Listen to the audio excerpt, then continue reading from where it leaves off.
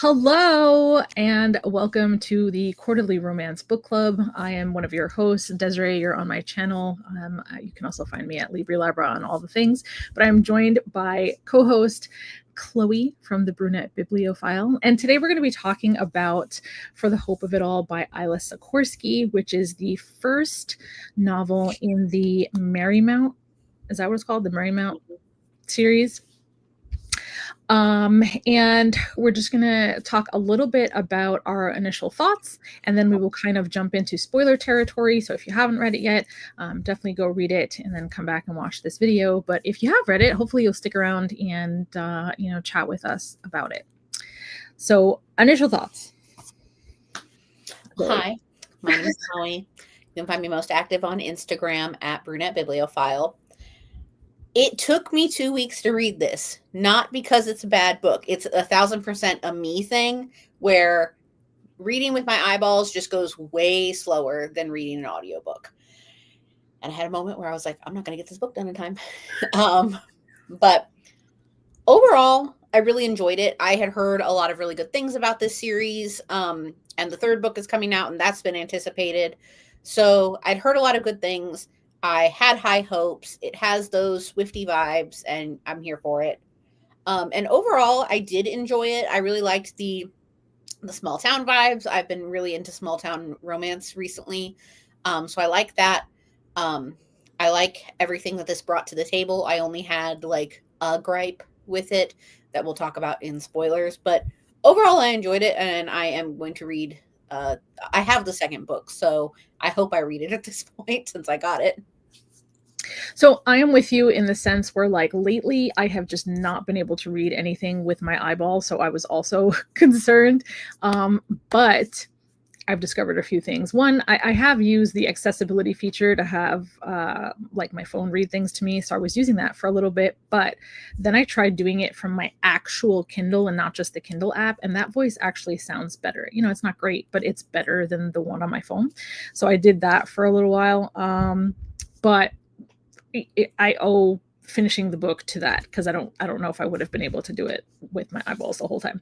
And again, I gave it 4 stars too. Okay. That is also what I would give it, 4 stars. I really liked it. I enjoyed the characters. There was a lot going on, I feel like. Yeah, and that's where I feel like one of my gripes comes in. So let me let you finish, and then we'll get into that part.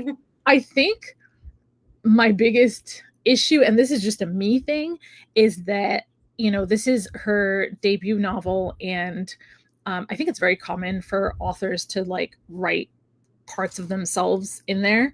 It was just really hard for me not to think of her as Margot. 1,000% I did too. So, and I was trying really hard, because it's not that like they were necessarily identical, but there were like similarities that it was enough of a similarity that it was just like Margot was Isla, and I couldn't separate that, and that was my own struggle. But at least with like book 2 and book 3, Isla won't be any of them, because we already have we already have a distinct look of Red and of Daisy. Do you know who is in Long Story Short? Daisy and Gus. Daisy. Remind me who Daisy was? The flower shop girl that Gus has beef with. Okay. And who was Gus? The friend that's not really a brother to Sawyer. Sawyer. Okay. Got it. All right. So we can, I think at this point, I will add that it's like the New Romantics bookstore top selling book. So Isla's always dropping off signed copies, and I feel like, unfortunately for me, because I had it read to me, I feel like I missed a lot of Swiftie references. I don't think there were a lot of Swiftie references per se. I think you get most of them in the title and the cover alone. But I think you mostly just got like Margot is a Swiftie, some references to songs, and there was one other thing, but mostly that. Like, there wasn't like a ton of Swiftie stuff that you don't get in the cover. Does that make sense? maybe. But at this point, I think we can definitely kind of jump into Okay. territory. So there's a lot going on, right? A lot of different subplots around this big plot. Her, Margot, and Miller did not need to be siblings. They did not need to be siblings. I'm going to stand on that. Why? Her mother comes to town. Great, cool. All of a sudden, we have to throw this wrench in. And I'm like, are you kidding me? They could have just been, like, ended up being, like, really good friends. I don't think I have opinions on whether or not they should have been. And I felt like there was something happening. So there was like a little bit of a sprinkle. Like you were saying that you felt like it was kind of out of left field. Yes. I was just surprised because it was a drama for me, right? Like, you know, I'm just following the romance and I was like, wait, sibling stuff is happening. It didn't necessarily feel like completely out of left field because I felt like when she was noticing him and her daughter, I don't know, it just felt like there was a little bit of setup in there. So it didn't feel like as much of a surprise. It was just like, oh, hey, this is outside of the realm of the romance itself. So I was like, whoa, what's happening? I think what caught me more by surprise was maybe I don't want to jump too far ahead, honestly. But the other thing that I was texting you and screaming about. I already can't remember. Oh. With Katie. Mm-hmm. But we'll get to that in a bit. What did you think of like the characters overall? Hold on. I'm reading the when they became siblings real quick. So Penny or Penelope says, "Are you Auntie Margot? I've really wanted to meet you, but Daddy always says not yet, and I don't want to wait anymore. The only family I get to have, blah blah blah blah blah." All at once, I hear silverware clanking onto the floor, and Miller goes white as a ghost while trying to throw his hand over Penelope's mouth.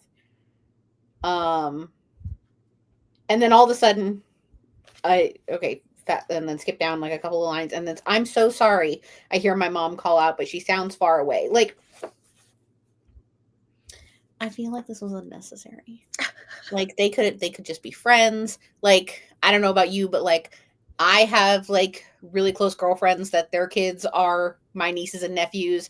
They call me Tanti. Like they didn't need to be actually siblings. Anyway, proceed. What was the question again?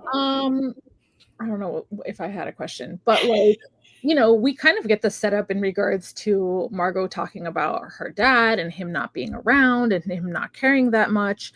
And they could have both just had shitty dads and left it at that. A lot of people have shitty dads.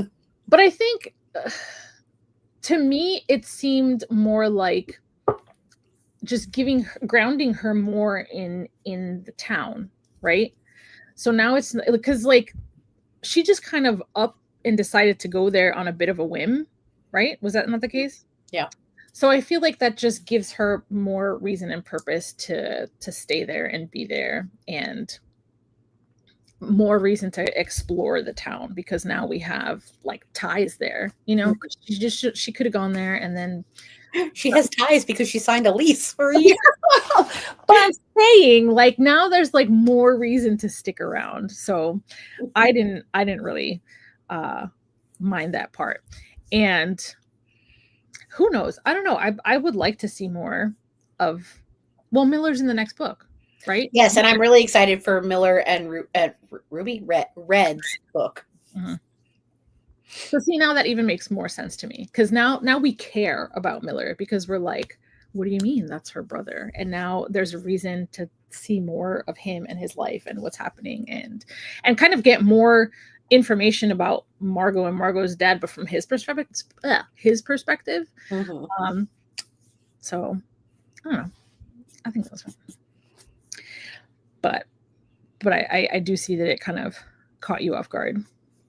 Is it just the fact that it was like deviating from the romance?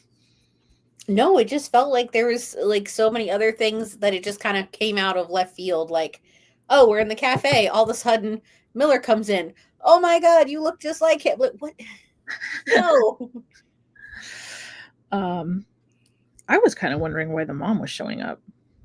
Because it seemed like that was more random. The mom showing up didn't feel very random to me because her daughter has moved to this unknown town. However, we don't know when the last time they saw each other. It was like, oh, just coming for a visit to like see your new place and everything, make sure you're all settled and things like that. That didn't weird me out. That felt semi-normal because, you know, it makes sense for a mom to make sure her daughter is all set up in this place that nobody knows about. How did you feel about the romance between Margot and Sawyer? Let's talk about like what happened in the beginning, right? Because like they go on a date and he kind of ghosts her is basically what happened. And then it turns out they're living next door to each other in Marymount. How do you feel about how she was reacting to him? I understand where she was coming from with the like wanting to avoid him situation, but also she went like a long, I want to say a long period of time, like a couple of weeks to maybe a couple of months, thinking that he had a girlfriend, but at the same time, it's like you've never seen anybody else over there besides him. And he just wanted to like clear the air with her, and she was not having it. But do you think like how long did he ghost her for? Like how long had they not talked before it was like a year. Oh, that's a long time. Okay. Yeah. Do you think her kind of not wanting to talk to him was more of her feeling like insulted or more her not wanting to get like her heart broken? And so I think that's it, but also she says that she didn't want to like ruffle anything between him and his non-existent girlfriend. So I think that was a lot of it too. She just didn't want to get in the middle of it. What did you think of the spicy scenes? They were good.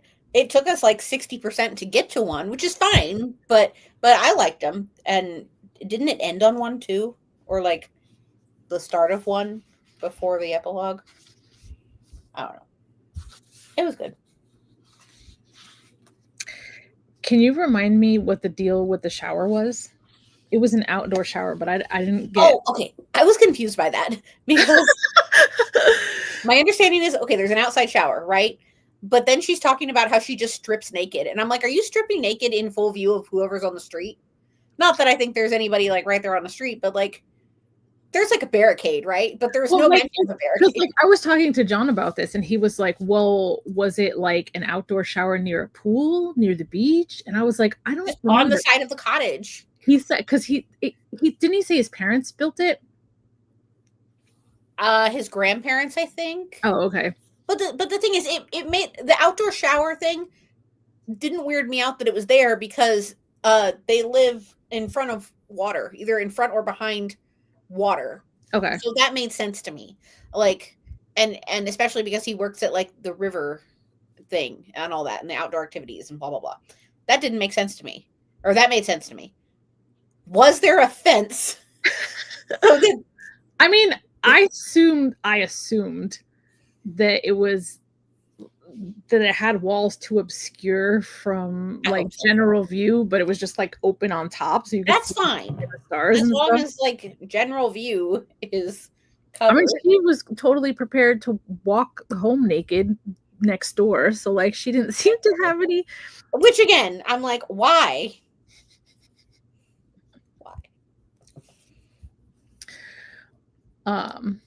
The book, I believe, is it in first person? I think it is, right? Yeah, it just switches POVs. Yeah, it's in first person, but it goes back and forth between like Margot and Sawyer's perspective. Mm-hmm. Do you feel like their voices were distinguishable enough had there not been like Sawyer, Margot? Yes, but I think if you're writing purely in first person, if you don't have Margot, Sawyer, or whatever the names are, you're doing a disservice to your readers. I read an arc within the last, like, we'll say 6 months. I don't remember. I read an arc that didn't have that. And it was the kind of arc situation. It wasn't through NetGalley. It was like directly through the author where she was like, if you have any like formatting suggestions or, you know, something's misspelled, something, she's like, please email me. And I emailed her and I was like, please put the names of the characters at the top of the chapters because it's a problem. And she said, she was like, the final copies are going to have that, but for some reason the ebook wouldn't format correctly. But I feel like if you're writing in first person and you don't do that, you're gonna have some like hindrances in reviews. You're, like, there's gonna be some negatives that come out. I know. I remember her talking when I went to the launch party for Daylight, where she had mentioned that like none of her chapters had like chapter names, but the chapters in Daylight do. I have Daylight nearby. Hold on, I'm gonna look at that. Okay, keep going. So I'm just wondering what that adds to it, and how playful she was with the chapter titles and like Daylight. Really, the question was, because I don't think all books have chapter titles, though I do like it when they do. I think it's come out of style. Really? The friend zone is the end zone. Because one that I can think of off the top of my head that has chapter titles is The Love Hypothesis. And I thought those were so funny. Like, I loved reading those, and I just like how it kind of sort of sets you up for the chapter and like thinking about what's going to happen. This also, something else I noticed while just flipping through. Oh, it has a content. Is there content in the first one? No, I don't think so. I don't think so either. I don't think there's a playlist in the first one either, is there? There is a playlist. This okay. is the first one. Okay. It's only 1, 2, 3. It's only 7 or 8 songs, but still. Content note. Yeah, no, that goes right into it. But something else. I know you already said you started this, so you probably already know. Actually, no. I think it does say something about at the back of the book that she may have mentioned where the spicy scenes are, so that if you wanted to, you could skip them. I think. I'll look at that in a second. No, I'm looking at the contents, like the table of contents. Right. And chapter, like prologue through chapter 9, her name is Red, and then everywhere else it's Gwen. Also, how do you get Red from Gwendolyn? Maybe it's explained in the story. Maybe. Oh, yep, the Spice Guide. I see it. 345. 345. I know that like she said in For the Hope of It All that like no one ever calls her Gwen. So maybe that's like there's a good thing, you know, that she finally found someone who calls her by her actual name. Because she has, you know, like a history of abuse. We didn't really talk about any content warnings for The Hope of It All. I don't think there's as many as what there's going to be in here. Probably not. But there were still like content warnings for infidelity. I mean, I'm pretty sure they use the term deadbeat dad, pregnancy. The end of the acknowledgments here says, and finally, to Taylor, Allison Swift, and Alani Nutrition Energy Drinks, my books come to life because of you. I think I'm going to bring this to the retreat. Yeah, I think I'm going to try to read it during our retreat as well. So that maybe I could start the long story short arc before the launch. Which is going to be like later this month. Hold on. I'm trying to see what. And it's sold out. I wasn't able to come anyway, but it's sold out. Yeah, there was something in one of the chats that I was in that was like, no, I wanted to go. All right, when is it? Let me see. It's November 20th. Sold out November 20th at the New Romantics. Well, I got tickets for the double feature of Wicked that day. Oh, nice. So,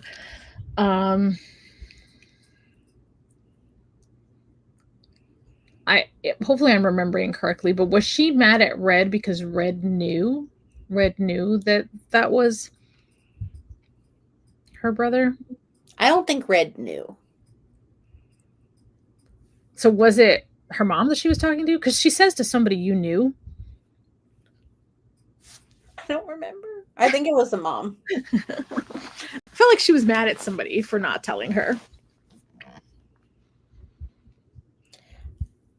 I don't remember who it was though. I know what you're talking about, but I don't remember who it was. Sorry, I'm having something pop up here on my phone.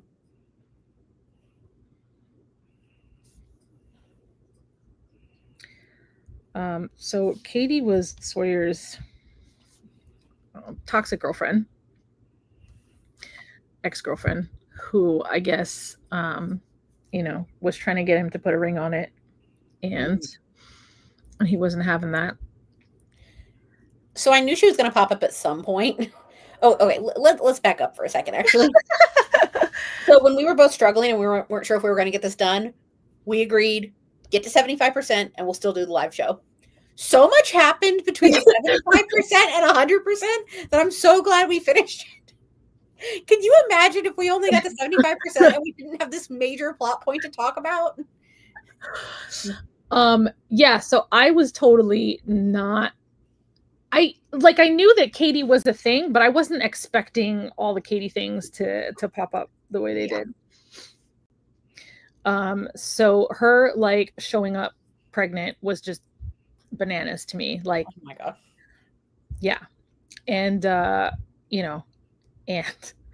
and I maybe it's just because for some reason like John has been talking to me lately about Dr. Phil, and also Mary mentioned like Jerry Springer. Mm-hmm. It was feeling very Jerry Springer-ish because like he was like, I need to get a paternity test, and yeah, but like we all knew she was full of shit. Yeah, but she was like ready to pop. I also briefly thought she could be faking it, but I think like for 2 seconds I thought that, because it just seemed like, what do you mean she's about to have a baby? Mm-hmm. Like, and I was right too. I like, yeah, sure, the timing adds up, but I was like, there ain't no way. There ain't no way. At first I thought the timing wasn't going to add up and he was going to call her on it, but then he didn't. So I don't know. As soon as like they were talking about Red's cheating husband, I was like, Mm-hmm. And then the fact that he like showed up at the hospital, that was like, all of that was just crazy. Dude, he was sleeping with her for 3 years. Yeah. What? Also, I had a really, it was probably only dumb to me. I'm trying to find it real quick. But because she's a terrible person, it works out. That, where is it? Oh, I remember. Why did she name him? Okay, Braxton. Sure, we'll go behind that. Middle name James, last name St. James. What? I must have missed that whole thing because I didn't remember the baby getting. I mean, like, it makes sense. This letter is to serve as proof that Sawyer Fern Hale is excluded as the biological father of Braxton James St. James. Okay. Which I'm like, fine. If Katie, who's a horrible person, wants to name her child something dumb, then there you go. But why? James, St. James. Well, I don't want to say.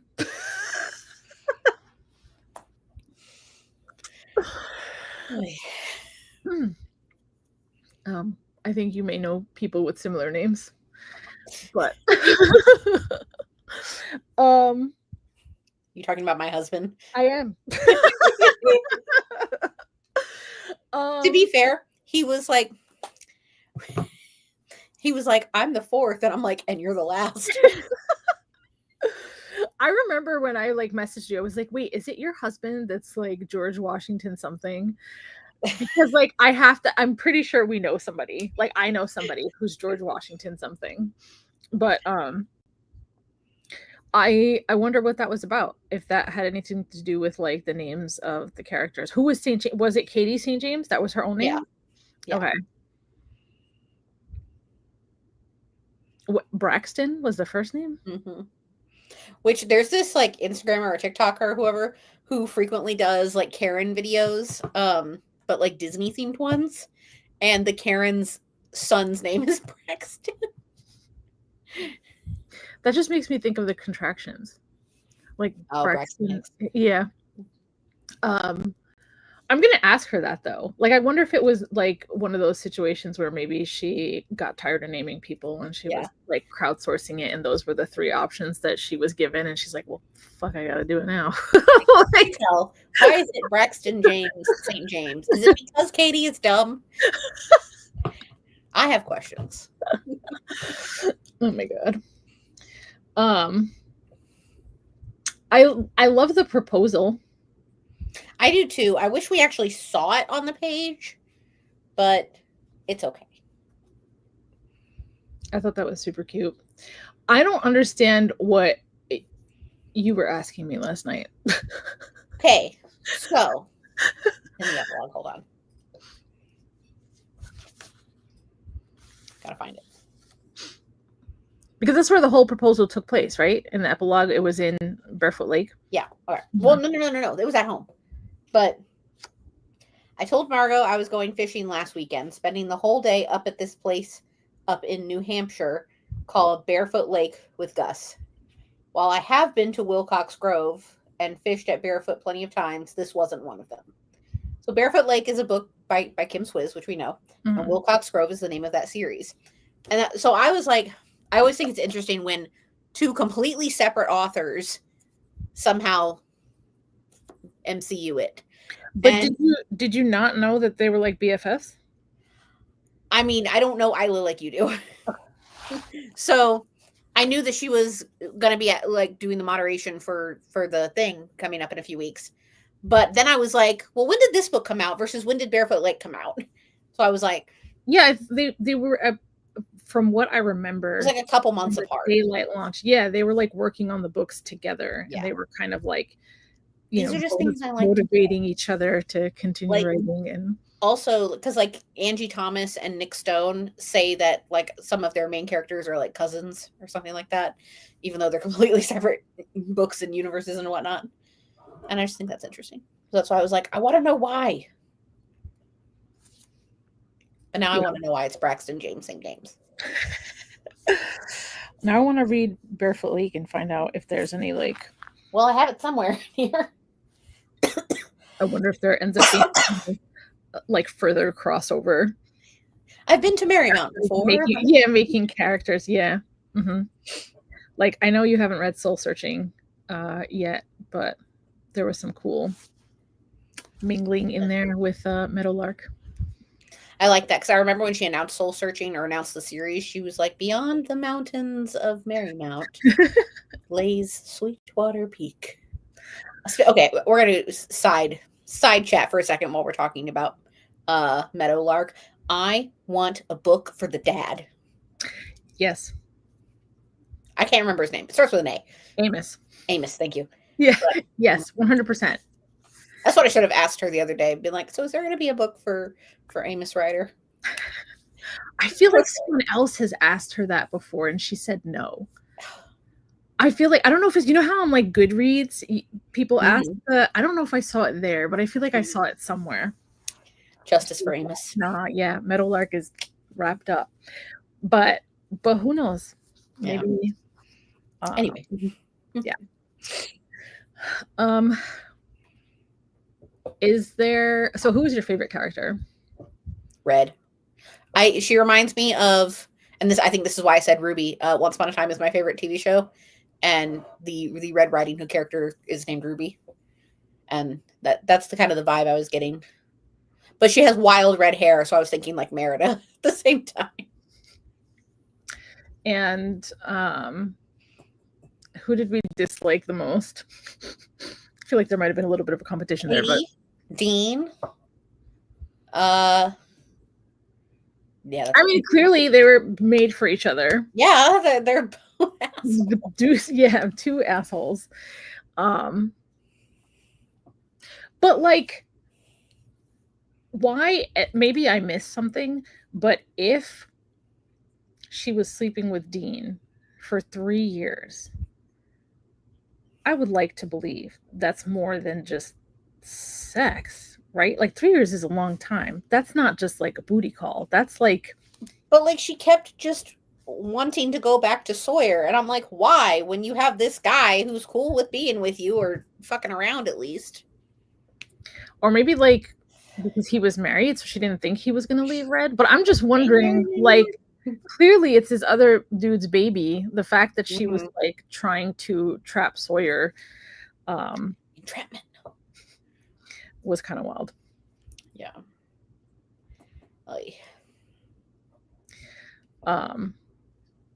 Does Red ever find out? Red's there when they confront him. Because okay, right. I feel like you need to reread like no. I do remember her being at the hospital, but I don't think she immediately pieced everything together though. She definitely heard enough to drop all the coffees and run away and send Gran following after her. Oh man, what a douche! Dean's a douche. What a douche.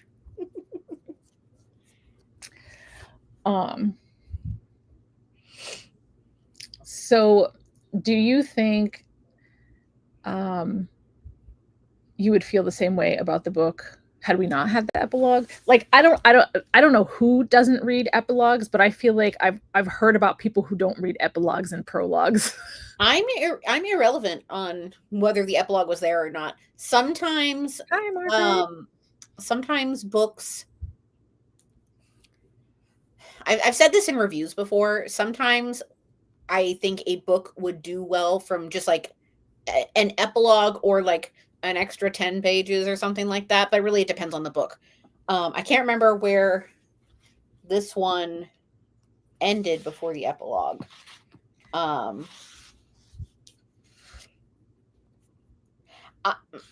feel like the proposal's in there. Yeah. So like yeah. But we could have also known that they were engaged from like book 2 as well. So I mean, for me, for that one, it kind of goes either way. Margaret says, hold on.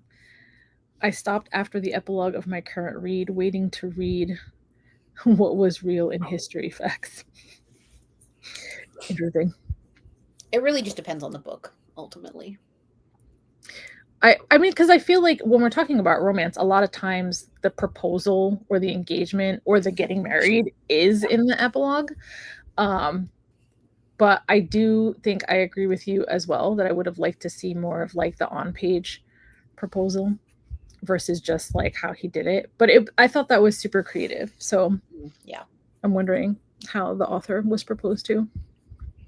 But yeah, it really just it depends on the book, and I don't understand the not reading, especially prologues, because I feel like prologues give you backstory to like something. In this case, we got the backstory to Margot and Sawyer first meeting. So Margaret says that her epilogue was a historical mystery series by C.J. Sansom, but wouldn't stop till the very end for a romance. Is there anything else we want to talk about with this book? No, just I'm excited. I really love companion series when we're exploring like different characters that you learned about in in the first book. This one didn't necessarily. Well, maybe kind of, because I was going to say I also really like sibling stories for whatever reason, and so like here we have Margot and Miller as siblings. Yeah, this book, even though it's kind of set going into summer, I think like we'll say spring through summer, sometime in summer, it still felt very cozy for reading it this time of year, which I like, which makes me want to read Daylight more, because when I was flipping through it and I saw the chapters, one of the dates was October 31st, which just passed. So I feel like it would be a good time to read that as well. I don't know. We need to ask Isla what the ideal season to read these books in is. Oh, that's a great question. I should write that down. You should. Tell her, my friend Chloe wants to know XYZ. Also, why did they have to be siblings? Oh my god. Did she have a secret sibling that she found out about in life? That would be funny. So I think I misinterpreted something when I went to the launch of Daylight because Isla does have a cat, and so she talked a lot about her cat Honey Lemon, who is thanked in the acknowledgments, which I absolutely love. Hold on, I'm going to pull that up because I think it's really funny. Actually, I loved all the acknowledgments, but do you not read them normally? No. But I read epilogues. I do. I feel like out of respect, I have to. The only time I end up reading acknowledgments is if it's at the end of an audiobook and I can't like immediately pause it. So yeah, at the end of her acknowledgments, she said, "Finally, my soul kitty Honey Lemon, you can't read because you are quite literally a cat, but you saved my life, and I really feel it's important to thank you here officially." And that's super cute. So like, because I remember her talking about Honey Lemon and I remember that she mentioned the cat was in the acknowledgments, I thought that there was a cat in the story. So I remember like searching the ebook to see about mention of the cat, especially since the grandmother had like cats or was taking care of cats or something. Mm-hmm. But she did say that Penelope was kind of modeled after her own daughter, which is cool. But I don't know if I have anything else. I do agree with you that my rating would be 4 stars. I'm excited to start the next one. I wonder if you're gonna like crush book 2 this weekend. That should be your goal. Crush book 2, start the arc of the other one. Make sure your Kindle is charged. Yeah. Ready to go.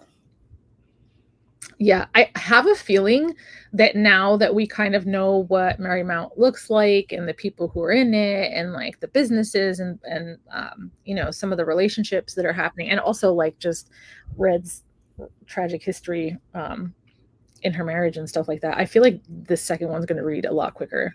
Mm-hmm. And it might be a bit heavier.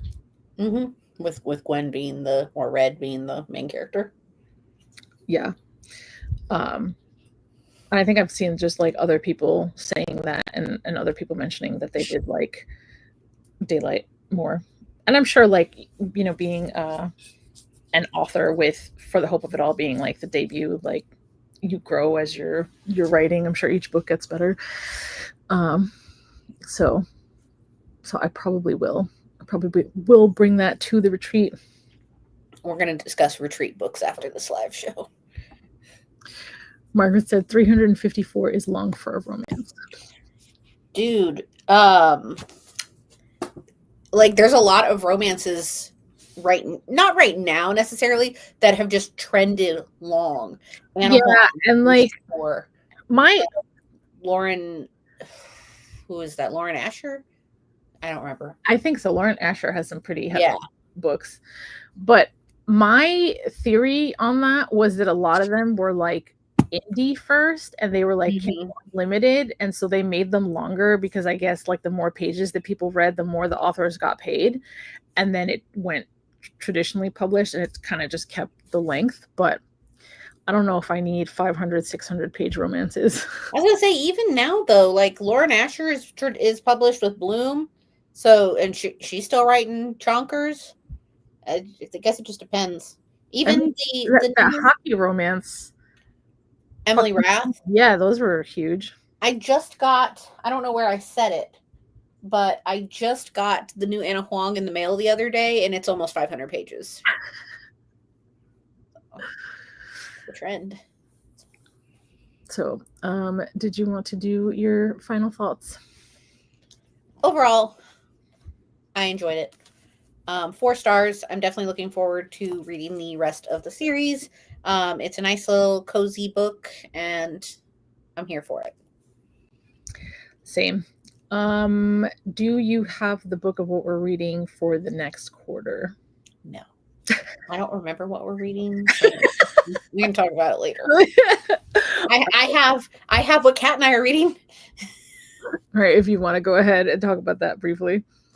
For the regular BookTube Chicks Book Club, BookTube Chicks Book Club, Kat from For the Love of Books and I are going to be reading The Nightmare Before Christmas by Sarah Rausch.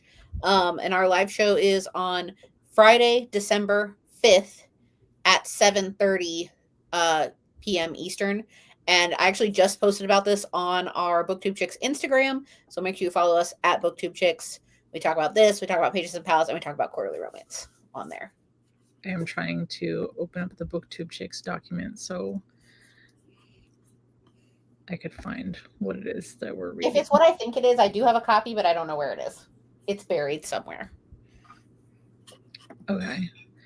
We, for the next quarter, for the first quarter, we'll be reading first quarter of 2026, All Superheroes Need PR by Elizabeth Stevens.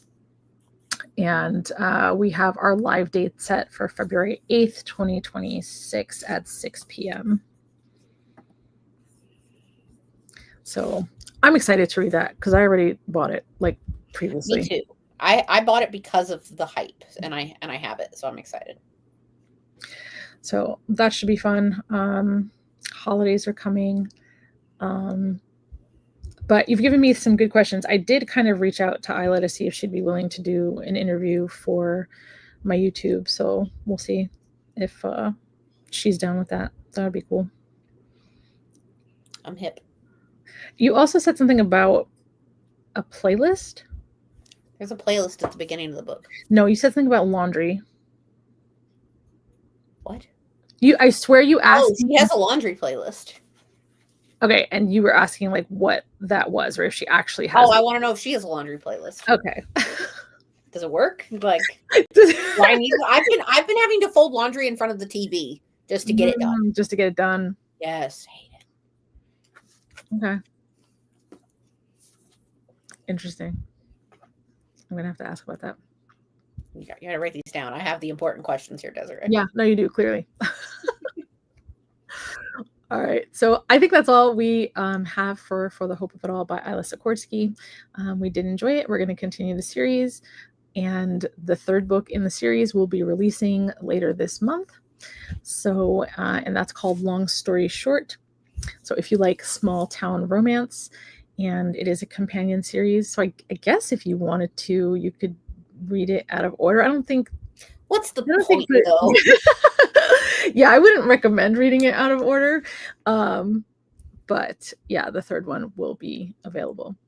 So thank you for joining us today. And hopefully you'll come back for our first quarter read, which again is All Superheroes Need PR. So, Margaret did say about her own laundry, I get it done in bits and pieces while listening to YouTube and eating and other stuff. I just can't do it. I just can't do it. All right. Well, thanks so much for popping in, Margaret. Anybody else who's kind of hung out, feel free to leave some comments, and hope to see you next quarter. So, bye.